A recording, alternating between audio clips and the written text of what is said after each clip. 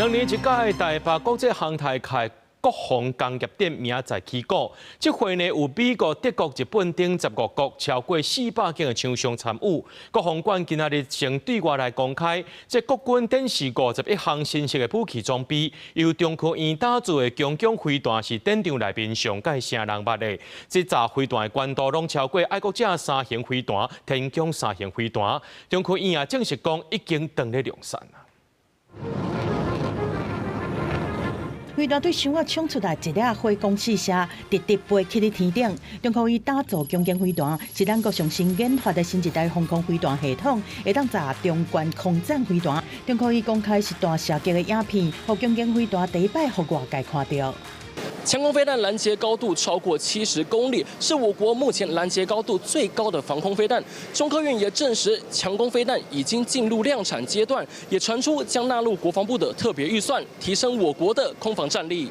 强攻飞弹的飞弹发射车会当机动部署，上侪会当装4粒飞弹，采用对地发射，而且结合强攻雷达，提升精对性能。未来有希望配合天宫3型飞弹、爱国者3型飞弹做伙作战，经过党战炸火网，反制中国战术弹道飞弹。它主要的拦截的高度就是在中高空层，所以对低层的反飞弹系统，就是爱国者跟共三系统，拦截高度会更高。 台北国际航太和国防工业展，请美国、德国、日本等15国来参展，国内外厂商加起来超过400间参加，创历史新高。国防馆做主人，这摆是展示51项的新式武器装备，各造的无人机是看点之一。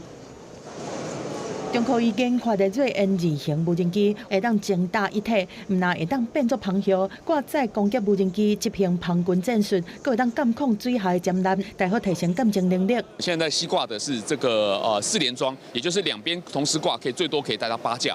那8架的无人机来做一个蜂群的打击，那包含我们的反潜的夹舱，可以透过2型的无人机来空投声纳浮标来支援水下的作战。那可能未来的海战的趋势是说，可能是先有无人机呢先去做外海征收，那征收完毕之后呢，再呼叫我们的 P3机去做一个反潜的动作。国防馆嘛展示105米的轮型战车、2.75寸火箭车载炮塔系统等研发的成果。另外，外界关注的各座舰南海鲲号，台船17证实无可能在9月完成海测。我们也予以尊重，那后面还是会共同跟台船依照这个合约，怎么样能够如此安全的环境下。 能够来做后续的测试跟后续的一个校建。海鲲号9月海测跳票，嘛，互11月交难的目标即马有难度。对这台船表示讲，以安全做前提，以约来进行。海军回应讲，会和台船做伙合作，进行刷落来的测试。记者综合报道。